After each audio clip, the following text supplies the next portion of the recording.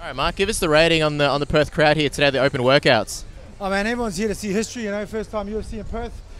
Turned out on big numbers is great, I mean, that's how it should be when you get to the top end. Big crowds, big everything. Speaking of big, Luke Rockhold pulled up on a camel. Did you see this? Yeah, that's crazy shit, huh? What did you think of that? I saw a couple of camels yesterday on the beach, so I think they're waiting for him, so yeah. It's pretty adverse, so it's good. You've been away for a little while. What would you say is the biggest thing you missed about fighting? Being in the cage? Probably that feeling of being hurt. Yeah, probably, yeah, it's a lot of things about fighting you can't explain. Like I've always said, it's better than drugs. Way better. Funny thing is, every time you go through the highs and lows of fighting, you come back and you want to do it again, even though you're probably all busted up. You know what I mean? It's something that fighting does for a fighter. It's hardly anything else can give for you. So it's a great feeling.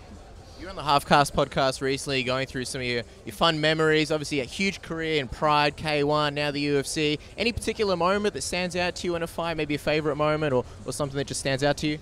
Oh man, it's been 28 years. It's been such a long time for me. 2 different sports, and it's like that. And I'm at the rear end of my career. I'm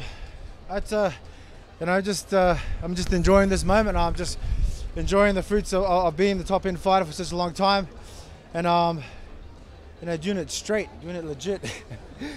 Curtis Blaydes called you the Michael Jordan or the Charles Barkley of MMA. Did you see that, and what did you think of those comments? Yeah, I don't know about that, but Jordan's, basketball, b-balling and fighting is a totally different thing. But yeah, it's quite cool of him. And as for your information, I didn't call him. I did delete what I said about. I thought it was a different guy, so Do you remember early on in your career where you sort of fought a fighter that you looked up to, kind of like Curtis Blaydes now is fighting you, a guy he looks up to? Yeah, I am old, but I still remember my first fight in the ring, a Muay Thai fight. Fighting guys are the greats of K1.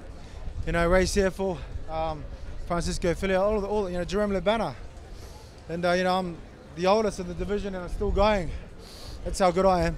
Still going. It took a long time for the UFC to get to Perth. Now that you see the rules have been lifted, you're finally here. What does it mean to you as a most high-profile fighter to finally get UFC around the country? I think it's great because at the end of the day, the Octagon's here to help us and keep us safe, regardless of this being the hurt business. I mean, and athletes take away horses, take away cars. You have to have something that helps you, and the Octagon's one of them. So safety for the Octagon, not nothing else. So it's about time it comes here to Perth.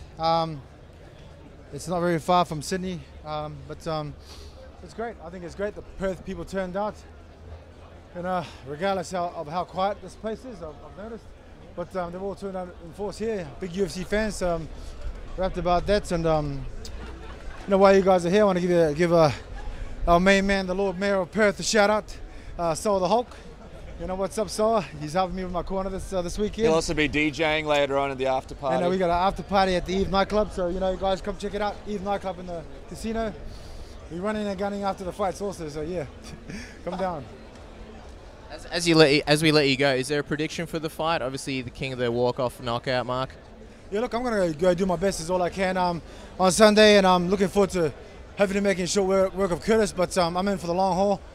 I know he's young up-and-comer. He wants to take my spot, and I got this spot by beating Derek Lewis, and he wants to do the same to me. But we'll see what happens Sunday.